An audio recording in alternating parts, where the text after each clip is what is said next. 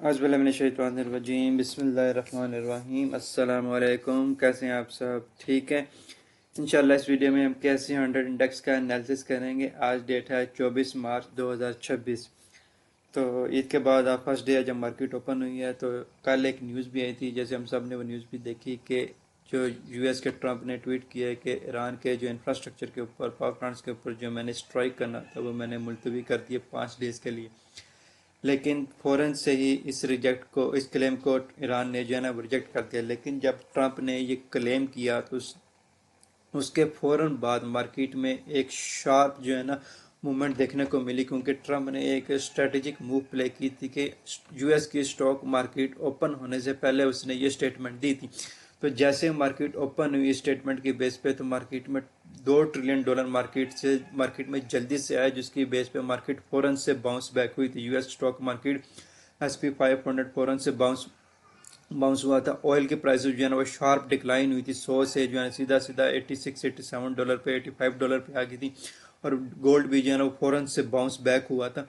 तो ये एक जो है ना ट्रंप ने स्ट्रेटेजिक मूव प्ले की थी कि स्टॉक मार्केट को काफ़ी ज़्यादा अंडर प्रेशर थी, उसने ओपन होने से पहले ये न्यूज़ दे दी, जिसकी बेस पे मार्केट शार्प बाउंस हुई। लेकिन जब ईरान ने जो है ना इस क्लेम को रिजेक्ट किया तो मार्केट फ़ौरन से जो है ना थोड़ी सी जो है ना नीचे भी आई। तो जैसे 2 ट्रिलियन मार्केट में गया था, वैसे मार्केट से $1 ट्रिलियन निकल भी गया। तो उसके बाद से अब तक मार्केट एक रेंज में फंसी हुई है, ना ऊपर गई है ना नीचे आई है, क्योंकि ईरान ने जो है ना उस क्लेम को रिजेक्ट कर दिया था। तो उसके बावजूद जो है ना ईरान ने, बल्कि इसराइल ने ईरान के जो इंफ्रास्ट्रक्चर है उसके ऊपर हमला किया।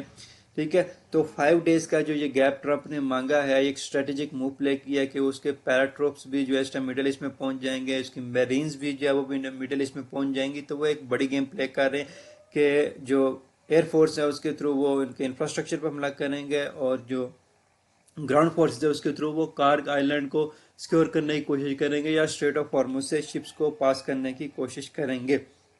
तो इसके बदले जाहिर सी बात है ईरान रिटेलिएट करेगा। जैसे उन्होंने ईरान के इंफ्रास्ट्रक्चर पर हमला किया है, 2 सिटीज़ में आई थिंक ब्लैकआउट भी हुआ ईरान का, तो ईरान ने रिटेलिएशन के तौर पर जो स्ट्राइक भी किया, और कुवैत के 2 सिटीज़ में इस टाइम ब्लैकआउट हुआ है।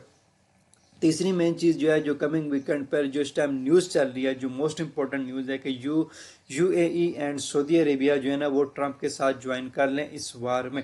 अगर वो ज्वाइन हो जाती हैं, यूएस अपनी और जो है सऊदी अरेबिया अपनी बेसिस दे देता है कम्प्लीटली यूएस को कि आप इनको यूज़ करें ईरान के अगेंस्ट, तो जाहिर सी बात है ईरान उसको रिटेलिएट करेगा, अग्रेसिव हो जाएगा।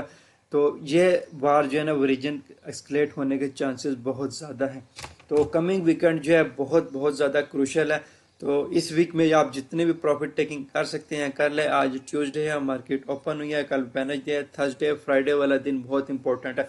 जितनी ज़्यादा मैक्सिमम कोशिश हो सकती है आप उस दिन प्रॉफिट टेकिंग लाजमी कर लें, क्योंकि कमिंग फ्राइडे बहुत क्रूशल है कि यूएस और जो इसराइल है वो लाजमी जो है ईरान पर स्ट्राइक करेंगे। वो इस टाइम अपनी डिफीट एक्सेप्ट नहीं कर रहे, तो जिसकी वजह से वार जो है ना वो ज़्यादा एस्केलेट हो सकती है, रीजनल वार के तौर पर आ सकती है। ऐसे अब एक और न्यूज़ भी है मार्केट में, पाकिस्तान सालसे के तौर पर अपना किरदार पेश करने के इस टाइम पूरी पूरी कोशिश कर रहा है। लेकिन ईरान जो है वो यूएस के ऊपर अभी ट्रस्ट नहीं कर रहा। यूएस 2 दफ़ा उनको जो है बैक स्टैपिंग कर चुका है, तो इस वजह से यूएस के ऊपर एक ट्रस्ट नहीं कर रहा। वो एक स्ट्रोंगर जो है ना मीडियम चाह रहे हैं कि यूएस हमें जो डिमांड्स हैं हमारी उनको फुलफिल करेगा तो देन हम मानेंगे। वो डिमांड ऐसी है कि यूएस उनको फुलफिल नहीं कर सकता, तो जिसकी वजह से ये वार जो है लॉन्ग टर्म रह सकता है, मार्केट अंडर प्रेशर रह सकती है। और जैसे मैंने बताया था ट्रंप की उस न्यूज़ की बेस पे मार्केट ओपन हुई ज़रूर थी, मार्केट फ़ौरन से अपवर्ड मूव दी थी मार्केट ने, लेकिन उसके बाद से मार्केट ने जितना भी पैसा मार्केट में आया था उसमें से आधा निकल गया। जैसे 2 ट्रिलियन आया था उसमें से 1 ट्रिलियन निकल गया। तो पाकिस्तान आज जो मार्केट आज ओपन हुई है 24 मार्च को, तो बिल्कुल सेम सिनेरियो यहाँ पर भी प्ले हुआ। पाकिस्तान की जो मार्केट है इस टाइम ओपन हुई थी 44 पॉइंट से, तो लेकिन इस टाइम जो करंट मार्केट घूम रही है वो घूम रही है आपकी 2200 पॉइंट पे। तो हमारा भी जो जैसे मार्केट ओपन हुई थी तकरीबन 4400 पॉइंट से उसकी आधी हो गई है। तो आज की क्लोजिंग जो है मार्केट की बहुत बहुत ज़्यादा इंपॉर्टेंट है। मार्केट यहाँ से ओपन हुई थी, सीधा जो है नीचे ही आई है, उसके बाद से ऊपर वो नहीं गई। मैं आपको छोटे टाइम फ्रेम में भी दिखा देता हूँ 5 मिनट में कि मार्केट ओपन हुई है और उसके बाद से नीचे ही आ रही है। जैसे यूएस की मार्केट प्ले हुई थी फॉरेक्स मार्केट प्ले हुई थी, वैसे स्टॉक पाकिस्तान की स्टॉक मार्केट भी प्ले हो रही है। उस न्यूज़ पे जस्ट ओपन जरूर हुई है लेकिन उसके बाद से वो डाउन ही है। तो आज की क्लोजिंग जो है बहुत ज़्यादा इंपॉर्टेंट है आज की क्लोजिंग, क्योंकि आज की क्लोजिंग डिसाइड करेगी पूरे वीक का जो मूव रहेगी वो कैसी रहेगी।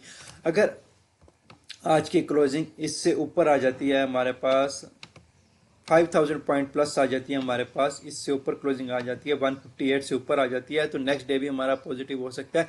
3 से 4000 पॉइंट हमारे पॉजिटिव हो सकते हैं। कल भी हम 161.5 161 या 162 तक जा सकते हैं। आगे अगर आज हमारी क्लोजिंग 157 158 पर आ जाती है तो आज की क्लोजिंग बहुत इंपॉर्टेंट है। लेकिन अगर आज की क्लोजिंग दोबारा से इनसाइड हो जाती है, तकरीबन 153 पे आ जाती है, तो ये फिर एक नेगेटिव होगा जो मार्केट नेक्स्ट पूरा वीक जो है ना, ये वाला वीक जो ज़्यादा से ज़्यादा ये एक कोई भी बड़ी मूव जो है ना वो प्ले नहीं कर सकेगी। ज़्यादा से ज़्यादा वो एक रेंज बाउंड हो जाएगी। इसकी अब जो सपोर्ट आ रही है इस करंट सिनेरियो के मुताबिक ये इसकी सपोर्ट है, और जहाँ पे मार्केट ने आज रिजेक्शन ले रही है ये एक रेजिस्टेंस है।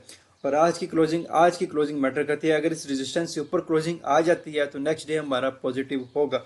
अगर इस रेजिस्टेंस से वापस मार्केट जैसे आ रही है और एक इनसाइड क्लोजिंग दे देती है, जैसे हम करंट सिनेरियो पे 1,54,800 पे मार्केट है, उस टाइम 10:35 हो रहे हैं, तो मार्केट क्लोजिंग में अभी बहुत टाइम है। ठीक है, अगर क्लोजिंग नहीं होती इससे अबव 158 पे क्लोजिंग नहीं आती और मार्केट की क्लोजिंग आ जाती है 153 पर, तो नेक्स्ट डे हमारा नेगेटिव हो सकता है। ट्यूसडे वेडनेसडे मार्केट अब हमारी रेंज में रह सकती है। अगर मार्केट इससे ऊपर जाती है, 158 से ऊपर क्लोजिंग जाती है, तो नेक्स्ट डे हमारा पॉजिटिव हो सकता है। तो आज की क्लोजिंग बहुत ज़्यादा इंपॉर्टेंट है, जिसकी बेस पे कल परसों तरसों की मूव होगी। और अगर आज की क्लोजिंग यहीं पे ही हो जाती है, जैसे 154 पे ही हो जाती है, तो मार्केट एक रेंज बाउंड में आ जाती है। ये फिर हमारी रेजिस्टेंस आ जाती है, ये हमारी सपोर्ट आ जाती है। मार्केट इसी सपोर्ट रेजिस्टेंस के दरमियान जो है ना बाउंस होती रहेगी, बाउंस बैक, ऊपर गई नीचे आई, ऊपर गई नीचे आई। तो इस बेस पे मार्केट जो है ना थोड़ा सा रेंज बाउंड हो सकती है। अब अगर हम इसको वीकली टाइम फ्रेम में देखें, वीकली टाइम फ्रेम में हमारे पास जो सिनेरियो आ रहा है वो यही आ रहा है कि हमारे पास ये रिजेक्शन ब्लॉक पड़ा हुआ है। अगर मैं इस रिजेक्शन ब्लॉक को पूरा कंसिडर करूं तो रिजेक्शन ब्लॉक का जो नंबर आ रहा है मेरे पास वो आ रहा है तकरीबन 147 वाला। तो 147 से नीचे अगर फ्राइडे को क्लोजिंग आ जाती है तो मंडे मॉर्निंग जो है काफ़ी ज़्यादा ब्रूटल हो सकता है on the basis of weekend news. Weekend पे जो न्यूज़ आएंगी उसके बेस पे मंडे मॉर्निंग हमारा काफ़ी ज़्यादा ब्रूटल हो सकता है। अगर इससे नीचे क्लोजिंग आ जाती है, इस पूरे वीक में 147 से नीचे क्लोजिंग आ जाती है, 147 से नीचे क्लोजिंग आ जाती है, तो काफ़ी ज़्यादा जो है ना मार्केट और ज़्यादा नेगेटिव हो सकती है। तो नेक्स्ट स्टॉप जो इसका बनता है वो फिर बनेगा 139 का जो जोन है वो इसका नेक्स्ट स्टॉप बनेगा। ये मैं वीकली टाइम फ्रेम में बता रहा हूँ, डेली में नहीं बता रहा। वीकली टाइम फ्रेम के मुताबिक अगर इससे नीचे क्लोजिंग आ जाती है, 147 से नीचे, तो नेक्स्ट टारगेट हो जाता है 139 वाला। और जैसे मैंने डेली में बताया कि वीकली में भी देखें तो ये हमारे पास एक सपोर्ट थी जो कि इसने ब्रेक की हुई है, अब रेजिस्टेंस में कन्वर्टेड है। तो जैसे मैं बता रहा था कि डेली टाइम फ्रेम में भी जब तक हमारे पास 158 से ऊपर क्लोजिंग नहीं आती, हम नहीं कह सकते कि मार्केट 161 या 162 तक जाएगी। तो आज की क्लोजिंग काफ़ी ज़्यादा इंपॉर्टेंट है कि 161 से ऊपर 158 के ऊपर क्लोजिंग आती है तो हमारा जो नेक्स्ट डे है, जो वीक है, वो पॉजिटिव रह सकता है। पूरे वीक में मार्केट 161 162 163 घूम सकती है। लेकिन अगर आज नीचे ही क्लोजिंग आई तो मार्केट जो है ना फिर पूरा वीक जो है ना एक प्लस माइनस की फॉर्म में हो सकती है। 2000 प्लस हो गए, 1000 माइनस हो गए, 2500 प्लस हो गए, 1500 नेगेटिव हो गए, या 500 नेगेटिव हो गए, 1500 प्लस हो गए, तो मार्केट इसमें रह सकती है। तो बड़ी बाइंग की रिकमेंडेशन अभी नहीं है। अपने एरियाज़ का वेट करें, स्पेसिफिक जो है ना एरियाज़ पे थोड़ी थोड़ी बाइंग करें, एकदम बड़ी बाइंग ना करें। अभी पूरा वीक जैसे हम प्ले कर रहे थे, पिछला वीक हम मंडे मॉर्निंग की जो क्लोजिंग टाइम होता था वहाँ से बाइंग करते थे, ट्यूसडे वेडनेसडे होल्ड रखते थे, थर्सडे होल्ड रखते थे, थर्सडे क्लोजिंग टाइम में या फ्राइडे की ओपनिंग में हम सेल कर देते थे। लेकिन इस बार मार्केट ओपन ही गैप अप ओपन नहीं है, तो हमने आज सिर्फ वेट करना है कि आज की क्लोजिंग कैसी आती है। आज की क्लोजिंग के बेस पर नेक्स्ट डे की ट्रेडिंग प्लान होगी। अगर आज की क्लोजिंग इससे ऊपर आती है तो देन हम बाई की ट्रेड प्लानिंग करेंगे।